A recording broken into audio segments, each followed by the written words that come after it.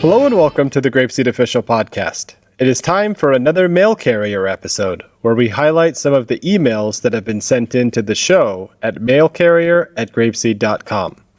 Remember that you can send in anything, your thoughts about episodes of the show, or even general questions about GrapeSEED. I'm always excited to read and get back to anyone and everyone that wants to reach out to us. It has been a while since our last mail carrier episode, way back on episode number 61. On it, we talked about a lot of emails we received during our Marvin Monkey giveaway we did last November. On this mail carrier, we will go through some of the emails we've received since then. We got some great feedback from the podcast we did with Josh Friesen, GrapeSEED's audio director, episode 55. Check that one out if you missed it and you want to hear more about some of the background of GrapeSEED and Little Seed music. Friend of the show, Marina, a coach in Russia, emailed the show saying how much she liked the episode and that her new dream is to be able to sit quietly in the room as Josh and his team make the musical arrangements to GrapeSEED music. I think we would all love that opportunity at some point.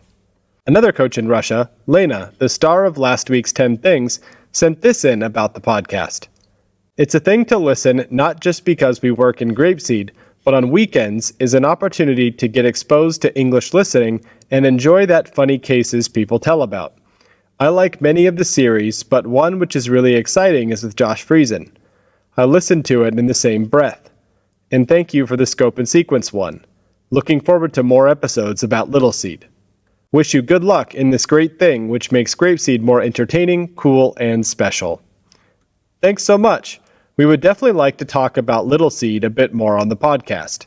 After reaching out to Lena, we were able to set up the podcast we had with Julia to talk about her Little Seed teaching experience in episode number 72. Lena also sent in more comments on other episodes. Here's another good one. Number 68 with Amy was the one I was listening with a smile. Actually, I really enjoy each one, and every time I'm surprised by how many cool things which can support our communication with parents, schools, and teachers. All episodes have their own beauty. I started searching for a podcast which Miklos and Amy host. Right when I found it and saw unfamiliar signs, you said, "If you know Japanese." Oh man, I don't. That's a pity. Yes, unfortunately, Miklos and Amy's podcast, GrapeSEED Radio, is all in Japanese. If you are able to understand Japanese, I would recommend checking it out. They are still on a break at the moment, but the episodes they have made are great to listen to. A coach in Japan sent in a note saying that her sister began teaching GrapeSEED and that she has listened to some of the Open the Box podcasts when Paula was on. She said Paula's tips in those episodes really helped her prepare to teach. To that teacher, welcome to our GrapeSEED family, and I'm glad Paula's advice helped you. I'll have to work harder to give better advice myself. New friend of the show, Aaron Jones, a teacher in Tokyo and guest on episode 75, has sent in a lot of emails to the show, sharing his thoughts and reflections. I would certainly look forward to more listeners doing the same. I'd like to highlight some of his notes here, even though all of them are wonderful and have been a pleasure to read. He had this to say about episode 54, the This and That episode we did with Miklos called Why Teach GrapeSEED. I really enjoyed this episode for so many reasons. I'm a huge believer that understanding the why behind an action is extremely important. This mostly comes from the book Start With Why, which talks about how the successful businesses and organizations focus on the why behind their actions and not so much the what. But it is also a common theme I have come across in many books about motivation and behavior. Having a strong reason behind an action is a strong motivator not just for ourselves, but also helps motivate and inspire others. It is something I try to constantly reflect on and a habit I try to get the other members of my team into, as it can not just motivate us to be better teachers, but also motivate our students and their parents. Miklos was a perfect guest for this episode.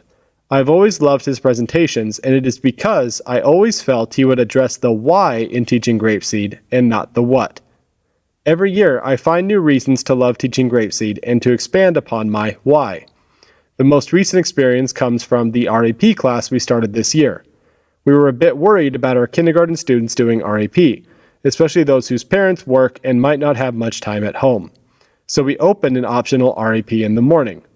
A couple weeks after we started, a parent told us about how happy they were about us starting the REP class, and not just because of giving their child more REP time. Their child had often been resistant to go to kindergarten in the morning, and it was something that they would often fight about. But once the REP class started, their child started to get out of bed early, was fast to get ready, and was happy to go to kindergarten in the morning. I think I focus on the education aspects of GrapeSEED a lot, and sometimes forget about the emotional connections the students can have about the program. But hearing this reminded me not only how important it is, but also how awesome GrapeSEED is at making these emotional connections. Of course, having an understanding and caring teacher is the most important part in building this healthy relationship, but the materials, songs, stories, and action activities are designed so well to make it easy to build a fun and engaging environment. It is so nice to hear stories like this.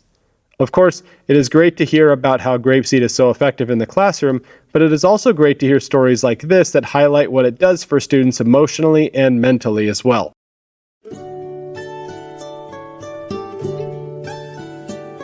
Goodbye, my friends, goodbye. I'm sad to say goodbye. It was a good day, but now I will say goodbye, my friends, goodbye.